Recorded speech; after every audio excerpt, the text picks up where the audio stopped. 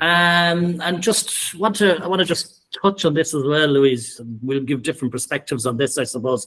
But the radio show I think it's built on trust. And Ryan Tubridy has had the trust of the nation for a long time now. He sounds very sincere when he appeals to the nation through all of COVID and etc. And it's that trust that has been breached. I know RTE have said the trust has been breached over the issue of the pay, etc. But the fact that he presented himself every day as someone the nation could go to. I've talked to people over the weekend. It's midweek now. It's rolled. And I think that trust and that respect has waned and it's ebbed away. To go back to the analogy of Jerry Ryan back in the day, every housewife in the country was listening to him. I think Ryan Tubridy's lost the mammies of the nation now. So I'm not sure if he can come back. And if he does come back, will anyone listen to him? Has he lost his core listenership? Has he lost the fans?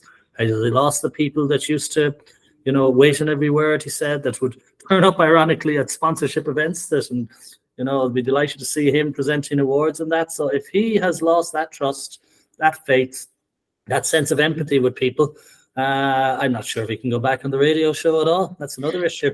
And then the main political point, I suppose, we are a politics podcast and YouTube series, is that if he is going to be interviewing politicians going forward, if he's going to be holding people to account after what has gone on now, serious questions there for RTE themselves, whether they can allow someone to do that. They've said at the moment they can't right now.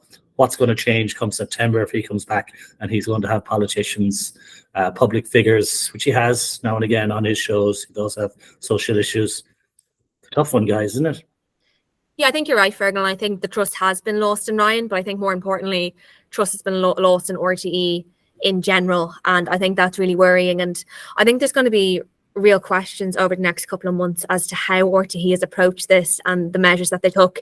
I mean, during the Oireachtas Media Committee, we heard from the chair of the board, Shuni Rally, that she asked D. Forbes to resign on the 16th of June. So that was nearly a full week before any of this came to light. And I think it's just worth saying, as Director General, D. Forbes, under legislation, was obliged to come in and speak to Oireachtas committee meetings that had asked her to come in. By asking her to resign, she was no longer compellable, and she was no longer had to come in and answer questions from TDs and senators.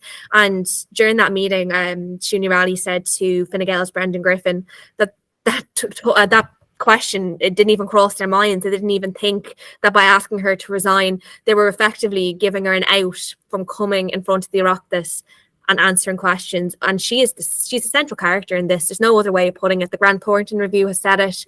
RTE have said it. Now, like I said earlier, everyone knew something, but she was the one that knew the most.